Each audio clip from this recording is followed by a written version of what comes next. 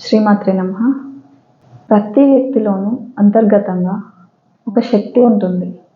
ఆ శక్తి నిద్రాణ స్థితిలో ఉంటుంది. ఒక ఎనర్జీ అని చెప్తాము. అది ఎప్పుడు డార్మెంట్ స్టేట్లో ఉంటుంది.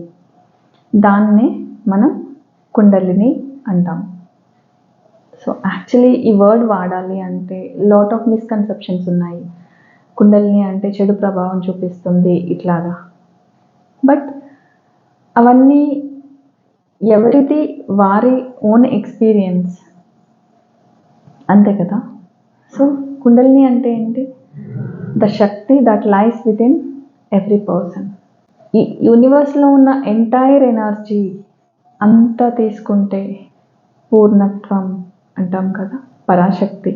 ఈ పరాశక్తి ఏంటి అంటే ఫెమినిన్ ఎనర్జీ, మస్కులిన్ ఫెమినిన్ రెండు ఉంటాయి కదా. ఇదే ఎనర్జీ రెండు రకాలుగా మనకి ఉపయోగపడుతుంది. అంటే స్పిరిచువల్ లెవెల్లోనూ ఈ ఫిజికల్ లెవెల్లోనూ రెండిట్లో ఆపరేట్ అయ్యేది ఇదే ఎనర్జీ.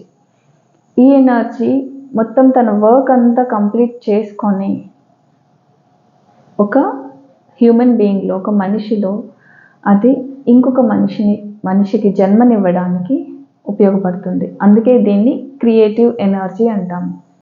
ఎందుకు అంటే it is giving a life to a human being. అందుకని దీన్ని క్రియేటివ్ ఎనర్జీ అంటాము. సో దీని వర్క్ కంప్లీట్ అయిపోయిన తర్వాత ఈ శక్తి ఏమవుతుందంటే స్పైన్లో మూలాధార చక్ర దగ్గర కాయిల్ అయ్యి ఉండిపోతుంది. అంటే డార్మెంట్ స్టేట్లో, ఆ స్టేట్లో ఉండిపోతుంది. సో దాన్ని ఎప్పుడు తట్టి లేపాలి, లేదంటే ఎప్పుడు అది మళ్ళీ పైకి లేస్తుంది, అది యాక్టివ్ మోడ్లో పనిచేస్తుంది అంటే కామన్గా ఒక వ్యక్తికి ఫిజికల్ డిజైర్స్ వచ్చినప్పుడు ఈ శక్తి అనేది బయటకు వస్తుంది. అదే శక్తి మళ్ళా ఇట్లా యాక్ట్ చేసి ఇంకొక ఫామ్ని క్రియేట్ చేయడానికి ఉపయోగపడుతుంది. బట్ ఎప్పుడైతే ఒక సాధనలోకి ఆ వ్యక్తి దిగుతాడో, అంటే ఒక యోగిని మనం తీసుకోవచ్చు. యోగిలో కూడా ఇదే శక్తి ఉంటుంది. బట్ అతను సాధన ద్వారా ఏం చేస్తాడు అంటే ఈ శక్తిని స్పైన్ ద్వారా ఊర్ధ్వముఖంగా పైకి తీసుకువెళ్తాడు. అంటే this creative energy, this physical creative energy becomes a spiritual creative energy. ఇప్పటి వరకు ఫిజికల్ బాడీలో ఉండి నార్మల్గా ఉన్న ఒక శక్తి, ఒక యోగి ఒక సాధన ద్వారా దాన్ని అప్లిఫ్ట్ చేయగానే, అంటే దాన్ని తట్టి లేపగానే అది స్పిరిచువల్ క్రియేటివ్ ఎనర్జీగా మారుతుంది. ఎవరైనా సరే మనిషి అయి పుట్టిన తరువాత ఖచ్చితంగా ఈ శక్తిని తట్టి లేపాలి.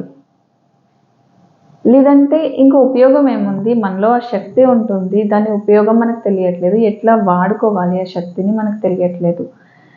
ప్రతిదీ ఎక్స్పీరియన్స్ చేయాలి కదా. ఇప్పుడు ఫిజికల్ వరల్డ్లో ప్రతిదీ ఎట్లా టేస్ట్ చేయాలి, ఫుడ్ లేదంటే ఎంజాయ్ చేయాలి అట్లా అనుకుంటున్నామో, ఇలా బియాండ్ ఈ ఫిజికల్ డైమెన్షన్, ఈ ప్రాపంచిక భోగాలే కాకుండా ఆధ్యాత్మికంగా లేదంటే స్పిరిచువల్గా అత్యున్నత స్థాయిలో ఎట్లాంటి అనుభూతి మనం చెందుతాము అనేది తెలుసుకోవాలి అంటే ఈ శక్తిని మనం నిద్రాణ స్థితి నుంచి మేల్కొల్పాలి. అది జరిగే ఒకే ఒక క్రియ ద్వారానే నిద్రాణ స్థితిలో ఉన్న ఆ శక్తిని మనం మేల్కొల్పగలుగుతాము. ఎప్పుడైతే దాన్ని అవేకెన్ చేస్తామో వి విల్ ఎంజాయ్, చాలా ఆనందంగా ఉంటాము. ఇంతకుముందు వీడియోలో చెప్పాను కదా. సో ప్రతి సెల్ రీఎనర్జైజ్ అవుతాయి.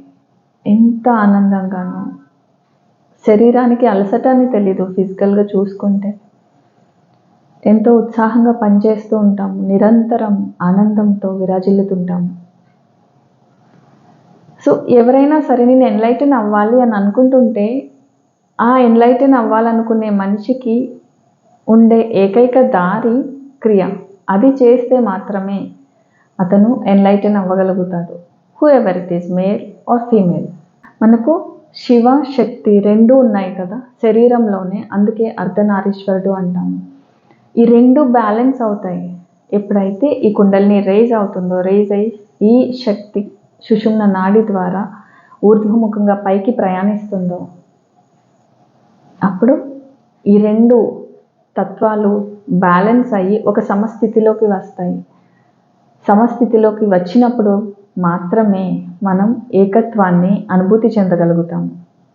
ప్రతి వ్యక్తిలోనూ అదే తత్వాన్ని మనం దర్శించగలుగుతాము. సో అది నేను వేరు కాదు, రెండు ఒక్కటే అనే భావన మనకి అప్పుడు కలుగుతుంది. సో టు ఎక్స్పీరియన్స్ దాట్ ప్రతి ఒక్కరూ ఏదో ఒక క్రియ సాధన చేయండి and become enlightened. Thank you.